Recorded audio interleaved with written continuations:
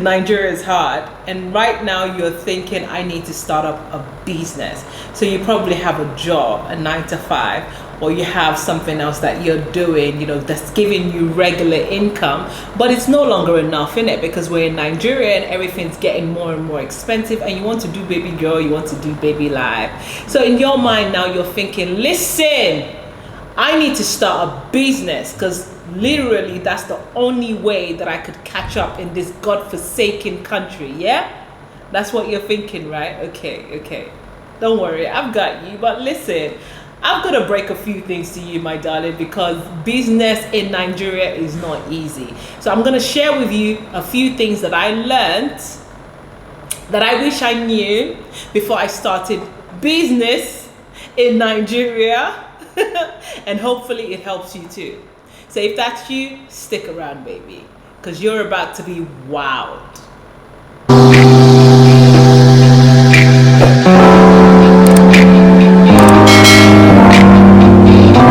Welcome back.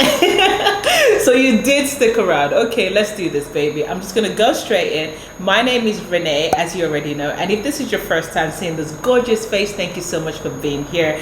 Also, if by the end of this video or before the end of this video you do like it, please give it a thumbs up, and don't forget to subscribe, darlings. I appreciate every single one that's subscribed already, and if you haven't already done that, please do that now. Just like everyone else, you want to start business in Nigeria because Nigeria has gone to the shits. It's literally hard to survive on one income. I do not know anyone who's surviving on one income anymore. Like literally, you have to branch out into different sectors entirely. So you're one of those people who's just starting business, or you're already in business and you're having difficulty. So I've been doing business for about 9 years now. When I first moved back to Nigeria, the first thing that I started doing was I started doing the fabrics business with my mom. So it kind of helped me because my mom had been doing it since the 80s, and then when I came, I would just piggyback, and I started learning from her. So when I went on my own, it wasn't that hard, right? So one thing I did learn though is that there are a lot of expectations that you're going to have when it comes to business, and it's not supposed to be as that. You're supposed to see yourself as an entity, not as an individual. When you see yourself as a business, you can make sure that you make all of the right decisions. But when you see yourself as an individual, you're going to have a lot of problems. So those problems are the problems that I'm going to share with you now. One of those problems that I find that I had and a lot of other people have is expecting their family and friends or colleagues to support them. I break it to you, my darling, it's not gonna happen. A lot of times, yes, you might actually have your friends and family members or colleagues be the first people to support you and to push your business, but a lot of times that's not going to happen. And when that does not happen, don't be upset with them. They're not the reason why you started a business. I actually told myself that, oh my God, I know a lot of people. When I start business, people are going to patronize me. All my friends are going to refer me to all their other friends. But guess what? These people have their own lives. That's number one. Number two, they also have friends that also have the same expectations of them. Number three, they also have their own businesses that they're trying to push as well. So you thinking to yourself that, oh my God, I've set up a business and someone is definitely going to support me is going to kill you. So please take away that expectation. Yes, some people are lucky. They have people who from the get-go push them and keep motivating them and keep supporting them. They're lucky, but a lot of times people do not have that. But you having that expectation from the beginning is what's going to put you in trouble. So number one, make sure you do not have any expectations when it comes to your friends, family, and colleagues. And another reason why I would say that to you is because sometimes people actually envy you and they don't want you to do better. That's just life. I'm not one of those people. My heart is so pure. Like, I want everyone to do well, which is why when I see people, especially people that I call my friend, not supporting me or not pushing my brand the way that I do theirs, it makes me feel some type of way. But then I got to the point where I said that, listen, certain people are just the way they are because that's who they are. So I don't have to be around people like that. I'm not not going to fight them or quarrel them, but I just don't want to be around people like that. So you make that decision for yourself. If you think that those people are still your friends, even though they're not supporting you, then that's fine. But what I want you to know right now is that you should not have any expectations. It's as simple as that. Do not have any expectations. Number 2, you think that because you know something so well that when you get into business you're going to excel at it. Yes, a lot of times that's true, but at the same time it might not be true. Let me give you an example. I love fashion. I think I have an amazing sense of fashion. I think that I pick amazing clothes when I go shopping. But guess what? Once I started business, I realized that a lot of people are going to want different things. So just the fact that I knew what I thought that people would want wasn't enough, because people also want different things. So there's certain things that I actually sell that I would not wear, but that's because a lot of people out there have been asking for it, and I've looked at the market and I've seen what people are making and what's selling out there. So it's important to know that what you know isn't also going to help you. Yes, fine, my basic knowledge of fashion is why whenever I do see out there that, oh, this is what people like, I can put my own style into it and tweak it here and there. But that's not enough, because people also have their own styles, they also have their preferences. So that's going to be a problem. So you better be ready for that. Number 3, getting supplies, equipment, fabrics. Oh my God. Listen, when I started business, when I started my Renoir business, which is the ready-to-wear female business, I had ordered materials in bulk. I ordered from abroad, right? And so I ordered from China. And I thought to myself, okay, do you know what? I know how much I bought this material. I calculated the overhead. I calculated how much it will cost to make it, the cost of the material as well. And, when I started, I think my cheapest dress was about $6.5, and that was okay. The profit wasn't, it wasn't great, but it was okay. Because I really wanted to make affordable clothes. I really wanted people to just want to buy clothes, nice clothes, and think of Renoir. Boy, oh boy, was I wrong. Listen, after that first batch of materials that I bought, after we had sold the clothes that we made out of that material, out of the fabric, I then realized that it wasn't possible to sell at that price.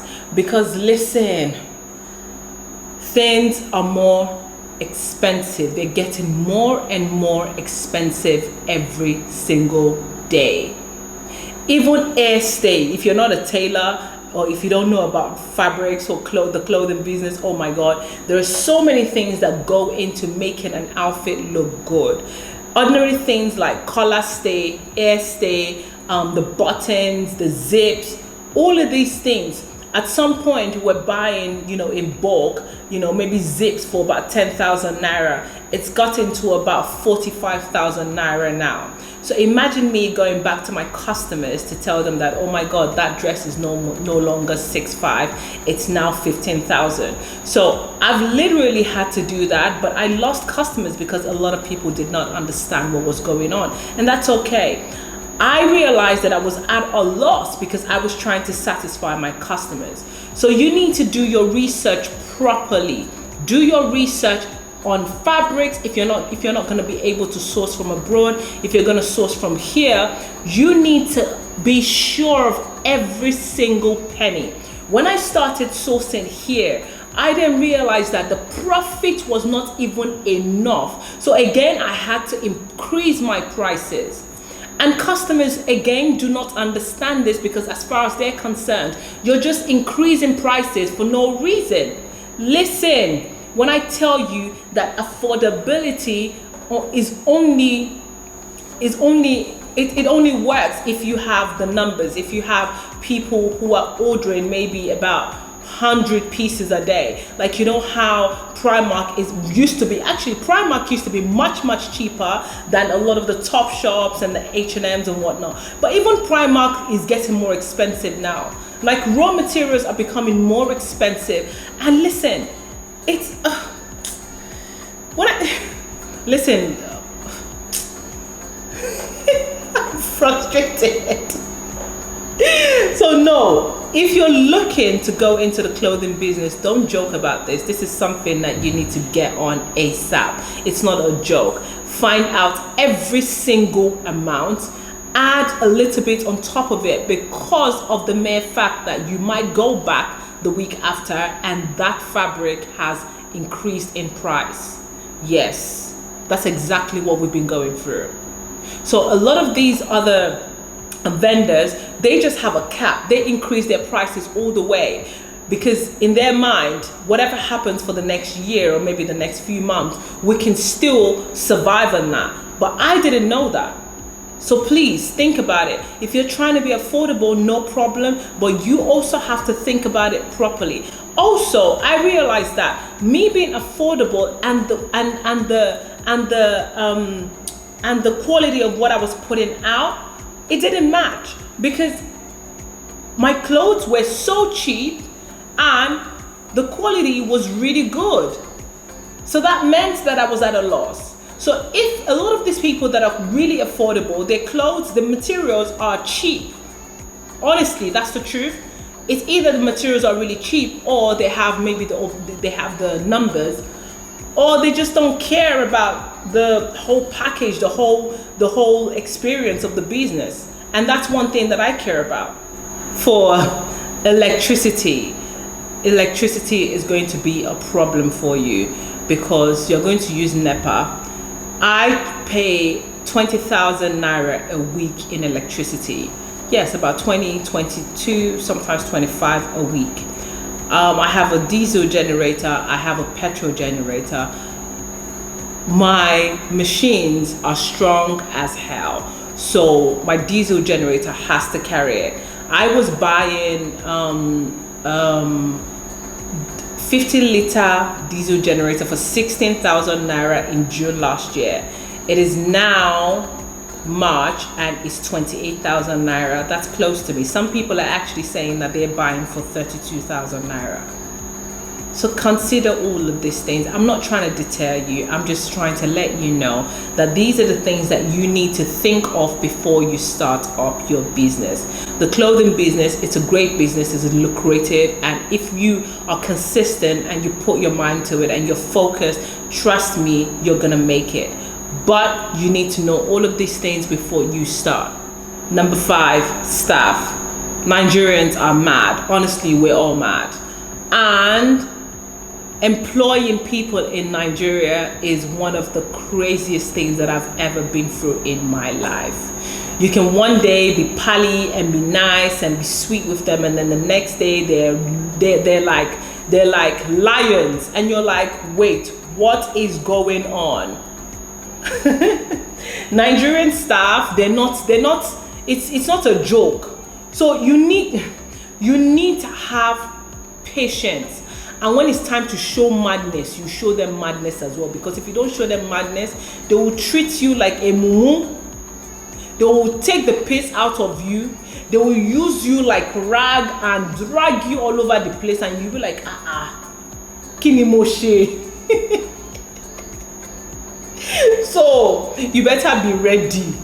From hiring a PA, to hiring a manager, to hiring quality control, to hiring tailors, to hiring delivery man, all of these things, yeah? All of these people, they all have their own problems, they have their expectations, everything. They're all going to come with their own good parts, bad parts, bad habits, everything. You better be prepared, because honestly, I'm not even gonna lie to you. Nigerian workers are not for the faint-hearted, so you better be ready, because they are ready to show you any kind of madness. If they're not stealing from you, they're going to lie to you. They're going to do things behind your back that you do not want them to do. There's going to be insubordination. They're going to mess up your clothes. You don't know how many times I've had to refund customers because my tailors have fucked me up. You don't know how many times I've had to quickly look for another tailor because one of my tailors has acted funny and I had to sack her, or she literally just packed up her shit and she left. So listen, these are things that you need to know. Ko easy rara, when people you gbadun. So you safe, you better be wary. That's the truth. Be ready to be wary, because we talk be wary. You cannot fight it, but wary, be your shaman. You know that's how to do it. If not, you are going to be a maga for life. So think about it. Lastly, but not least, customers.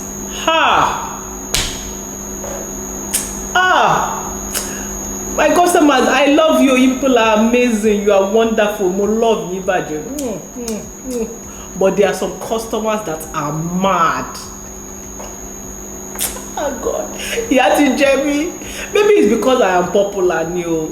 Maybe it's because I am very controversial. I don't know. Whatever it is, there are some customers that will purposely order from you so that they can do that what I ordered and what I did not, what I got. Let me give you one quick gist. A couple of years ago,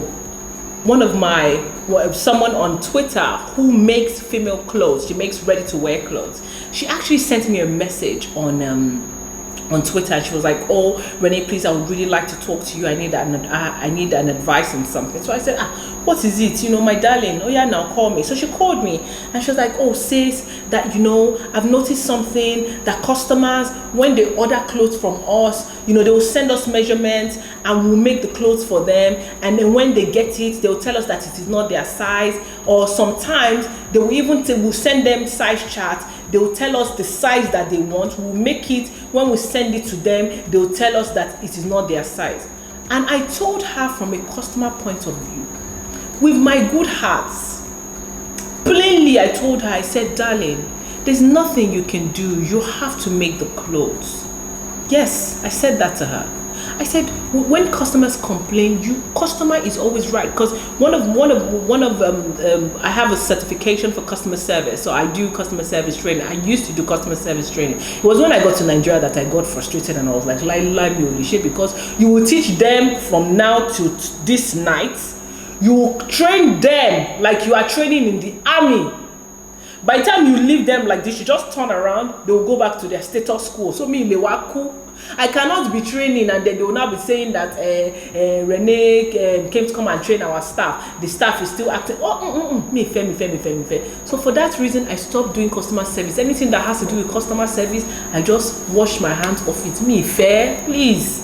Anyway, as I was saying, I said to her, I said, "Darling, there's nothing you can do. Since the customer is, king, you have to do what the customer wants." She was like, "But it's not our fault. We gave them the size chart they pay." I said, "I know, but you don't have a choice." She said, "Okay, what about dispatch rider? Dispatch rider has delivered clothes. We charge them for delivery. Now that they want to send it back, is it us too that will pay for it?" And I was like, I said, "Yeah, it's like you're the one that will pay." She said, "Okay, when we now do the alteration, do we now pay for it again, send it back and pay for it again?" I said, it's like you have to more. Guess who called this girl? This was like 3 years ago. Guess who called her 4-5 months ago to apologize to her? I said, "Babe, I'm sorry. I am sorry that I gave you that advice, that nonsensical, useless, stupid advice 3 years ago. And I told you that the customer is always right." No! Customers can be olori buruku. Listen, this thing is not a joke. Do you know how much money I lost because of this thing? So in the beginning, I did not know much about tailoring, right? I didn't know much about sizing and everything. I was just doing my best. So we created a size chart for the African woman. We can't use UK and UK sizes. They're smaller and everything. We are bigger, we are thicker, everything. Our proportions are different. So we created our own size charts. I now started sending it to customers. Whenever customers want to order, we'll give it to them. Customers will pick the size they want. Guess what? You will send the cloth to them. They'll tell you that, "No, it's the wrong size. It's this, it's that." So because I just started, I was overwhelmed. I thought, oh my God, my tailors are messing up. This means that my tailors did something wrong. So I would go and shout at my tailors. My tailors would be like, but ma, I did it. I did what you asked me to do. Can you continue? So it never came to my mind to do something that I now later started doing. Let me tell you what now happened that frustrated me. Whenever my tailors were now making clothes, I would sit down with them because I too am learning how to make clothes. I'll sit down with them. When they're done, I will measure, every single thing, bust, waist, hip, right? I'll measure it to make sure that it's right. It's right. We will now send the clothes out. After a while, I saw that there were no issues. Then I thought, okay, maybe it is my tailors who have been messing up. So I carried on with what I was doing. And then that's how all of a sudden, randomly, some people would just say, please, you sent me the wrong size. And I'll be like, are you sure we sent you the wrong size? So what I now started doing, I told them, please, can you get a tape? Look at the measurements you sent or the size you sent and look at the measurements, because each size has different measurements. Like size 12 has bust 40, waist 34, hip I think is 45 or 44 or 45. Take your tape and measure it and send us a video showing us that the measurement doesn't match what we gave you. Guess what? Every single time when they sent us a video, it always matched. So what I realized is a lot of these women don't know their sizes. Number two, their measurements are coming from their tailors and they've either lost or gained weight. So for months, do you know what I was doing for months? I would literally take that blame, send a delivery to pick up the clothes from them, wherever they are, Bagada, Egbeda, anywhere, they'll pick it up. We'll do the alterations. In fact, the alterations is more like we're just in fact, there is no alteration. There's no alteration because the size is exactly what we thought it was. So when they bring it, we'll now measure it. My tailor will be like, okay, maybe I should take this place in a little bit. My tailor will now do that. We'll now send it back. The customer will now tell me it's still the wrong size at some point, and I'll say, okay, you know what? Why don't you tell someone to measure you? Please do a video, tell them to measure you. Not once, not 2 times, not 3 times. They will now come back and tell me that, oh, I've lost weight. Oh, I've gained weight. So listen, if you want to do clothing business or more, think about it well. Because yes, it is great. But listen, if people are not coming to buy off the rack and they're trying it on there and you're just giving them size chart, you have to be ready. This thing is not a joke. Like, people have tried me so many times. Some people, there was even one that literally did a video, and her and a friend were laughing in the video, literally mocking my business. And guess what? When she did the recording in the video, you could see that the measurement that was in the video was exactly what she sent. So you have to be careful, my darling, because people are going to want to fuck with you. And that's business. That's the truth. That's the truth. People just want to prove that you're not as, great as, everyone else thinks that you are. They're going to want to mess you up. So you better be prepared. So these are the major things that I've learned. There's so many others, but I don't want to cramp up this video. Listen, my darling, business is the way. Yes, if you have a 9-to-5, keep it, but please have a business or have something else on the side that you're doing, because Nigeria is not easy. It's crazy. Unless you have a job that's paying you extremely well, then lucky you, baby. Lucky you did it. But if you didn't and you want to do business, please know of all these things. Keep it in your mind, right here as well on your palm, so that when you are ready, you are going to be prepared. And that's that, my darlings. I really hope that you enjoyed this video. I really hope that you learned from this video. If you have any comments for me, any experiences for me, or any tips for me, please leave it in the comment section. And like I said, don't forget to subscribe. Your subscription matters to me. Please. Thank you so much for watching, guys, and have a wonderful day. Mwah.